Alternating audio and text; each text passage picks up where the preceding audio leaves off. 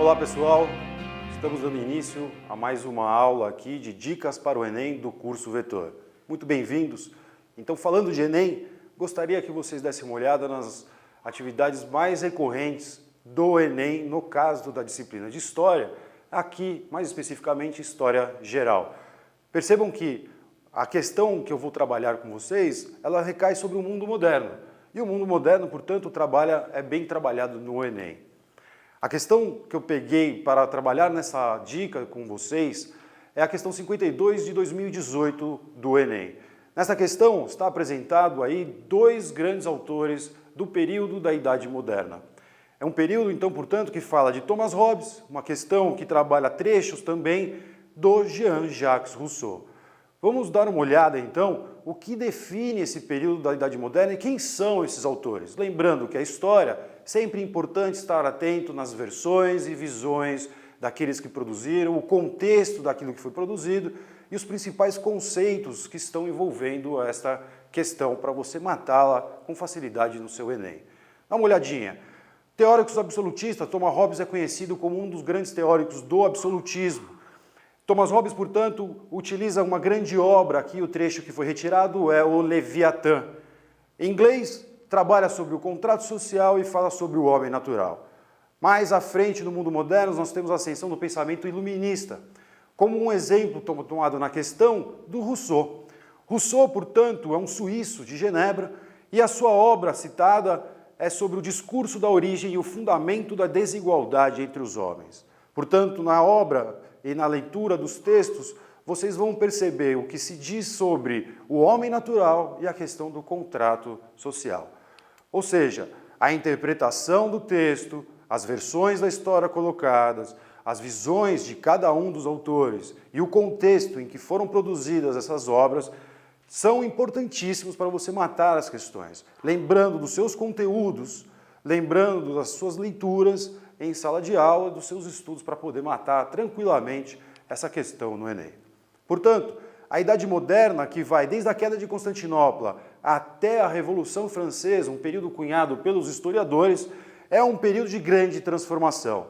A gente tem aqui a ascensão do mercantilismo, a partir das grandes navegações, né? A gente fala que é o renascimento cultural, urbano, comercial, europeu. Também um período de mudanças, como a Reforma Protestante, a Contra-Reforma Católica. A gente fala da expansão da Marinha e do colonialismo, a afirmação desse capitalismo, portanto, colonialista das metrópoles europeias com as suas colônias na América, na África e também na Ásia. Lembrando que ao final desse período, grandes transformações têm a ascensão da burguesia e o pensamento liberal. Com essas mudanças, acendem outras e novas ideias. Ocorrem transformações profundas na Europa, como no caso da Inglaterra, com as revoluções inglesas, conhecidas aí por puritana e gloriosa. O iluminismo, portanto, como Jean-Jacques Rousseau se encaixa nesse quadro, e as independências dos Estados Unidos, as independências na América e a Revolução Industrial. Lembrando, então, que esse período na Europa é caracterizado, então, por uma política conhecida como o absolutismo monárquico, a centralização do poder na figura do monarca, do rei, portanto. Na economia, a prática comum era o mercantilismo, uma prática em que o Estado interferia, portanto, um intervencionismo do Estado nas relações, portanto, entre a metrópole e as suas colônias, ao longo aí da América, da África e da Ásia. A gente vê, portanto, na sociedade uma herança medieval, uma sociedade desigual, uma sociedade hierarquizada, uma sociedade com baixíssima ou quase nula mobilidade social, uma sociedade de privilégios em que a nobreza e o clero desfrutavam destes privilégios. Esse período, lá na época da Revolução Francesa, será chamado também de Antigo Regime. Portanto, esse período do absolutismo monárquico é o que está sendo trabalhado nesta questão. Aqui apresento a vocês o nosso amigo Thomas Hobbes. Ele, autor da grande obra chamada O Leviatã. Aqui está a capa do livro, né, desta obra, em que ele coloca as diretrizes do Estado absolutista, a centralização e a necessidade de um Estado apoiado, portanto, nas decisões religiosas e nas decisões militares, portanto, daquela sociedade europeia. Apresenta, portanto, aqui nesta obra, lembrando que o Thomas Hobbes vai buscar a ideia de que o homem natural, ele não era, né, um homem de grande paz. Portanto, quando a questão aborda aqui a ideia do homem natural, ele está falando sobre as divergências que existiam na sociedade e a necessidade, portanto, de um Estado centralizador, forte, autoritário, para controlar as decisões dessa sociedade. Vamos dar uma lidinha sobre a questão no trecho que é colocado aqui na questão 52 do Enem de 2018. Texto 1. Tudo aquilo que é válido para um tempo de guerra, em que todo homem é inimigo de todo homem, é válido também para o tempo durante o qual os homens vivem sem outra segurança, senão a que lhes pode ser oferecida por sua própria força e intervenção. Na obra, portanto, Leviatã, ele está falando aqui da época de guerra e da época de não guerra, em que o homem precisa, então, de um certo controle. No texto 2 do Jean-Jacques Rousseau, não vamos concluir como Hobbes, que, por não ter nenhuma ideia de bondade, o homem seja naturalmente mau.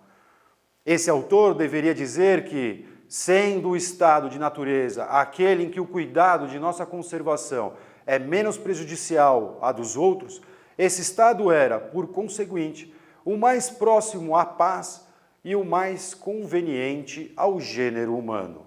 Thomas Hobbes, portanto, já faz parte aqui dos teóricos iluministas, contradizendo a afirmação do teórico Thomas Hobbes, que defendia, portanto, o Estado absolutista. Junto com Thomas Hobbes, vale lembrar que nós temos aí o Maquiavel, nós temos o Jean-Jacques Bossuet também, que fazia parte, né, das defesas de um Estado centralizado absolutista.